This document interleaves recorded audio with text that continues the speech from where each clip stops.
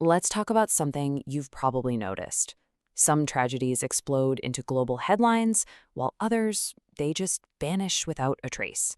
Today, we're going to dig into how these stories get chosen and what that tells us about our world by looking at two deaths that were treated in wildly different ways. So this is the core question, right? Why does one death become this global rallying cry, something that shakes the world, while another, just as heartbreaking, just fades away? What's the formula that turns one person into a symbol and another into just another statistic? To get to the bottom of this, we're going to look at two specific cases. On one side, you have George Floyd. His death in 2020, as we all know, sparked a worldwide protest movement. And on the other, Irina Zaruckaja, a Ukrainian refugee who was killed in the US in 2024. Her story barely made a ripple. The difference is just staggering. And as we're about to see, it's incredibly telling. Now, the massive gap in the reaction to these events, well, it wasn't random. The source material we're looking at argues that it actually shows us how public stories or narratives are built. It suggests that what really matters isn't just the tragedy itself, but how neatly it plugs into a story that's already being told. So let's start with George Floyd. What was the magic formula? What turned his death into an event that echoed across the globe? The source points to what you could call a perfect storm of three key factors that just amplified it on a massive scale. So these three things came together to create that perfect storm. First, you had the raw visual impact, that horrific video that just spread like wildfire online. You couldn't look away. Second, the political context. This was a deeply, deeply polarized America in the middle of a pandemic. And third, you had an organized movement, Black Lives Matter, already on the ground, ready to capture that public outrage and channel it into action with a very clear, powerful narrative. Okay, so that's one side of the coin. Now let's flip it over and look at Irina Zaruckaja. Her story was also deeply tragic. She was killed in public under really dramatic circumstances. So why the silence? Why didn't her story get the same kind of attention? Well, the source points to the exact opposite conditions. For Irina, there was no social movement ready to pick up her story and politicize her death. There was no existing narrative framework for her tragedy to slot into, no bigger conversation that it could easily become a part of. And finally, you just had basic media selection. Other stories were happening, and they simply got priority. Her death, as tragic as it was, ended up being just an isolated news item.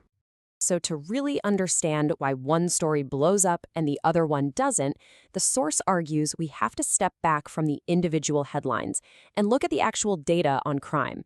And, this data reveals a reality that is way more complex than any single media story can capture. This first chart here shows us what is, statistically speaking, the norm.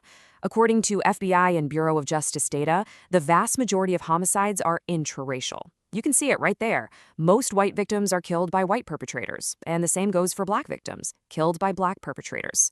Our source presents this as the baseline reality, the context that often gets completely lost when the media zooms in on those less common, high-profile cases. Now, if we look specifically at the rarer cases of interracial homicides, this data from 2017 to 2018 shows us a couple of things. Homicides with a black perpetrator and a white victim made up about 16% of all homicides with a white victim. On the other side, those with a white perpetrator and a black victim made up about 9% of all homicides with a black victim. The source is just presenting this data to show that the statistical picture is a lot more nuanced than a single story might lead you to believe. And this table adds another layer, with more recent data from 2022.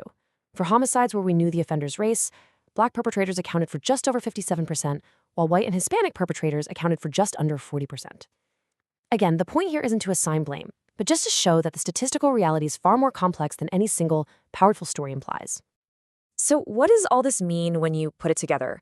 The source argues that this stark contrast between the two cases, especially when you view it alongside the data, reveals a pretty clear double standard in how the media operates. It seems certain stories get amplified while others get ignored, all based on their potential to fit a narrative.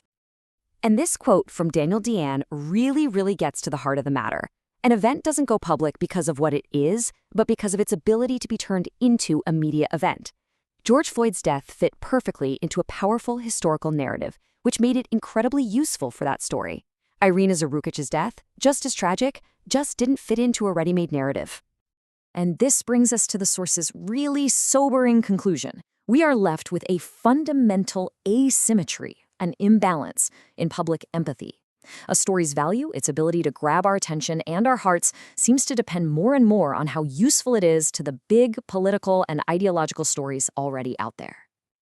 So we're left with this final, really challenging question that our source poses. Does our media landscape, just by how it's designed, actually treat all lives with equal dignity? Or has the symbolic value of a tragedy started to outweigh its actual human value? It's definitely something to think about the next time you see one story capture the world's attention while thousands of others are forgotten.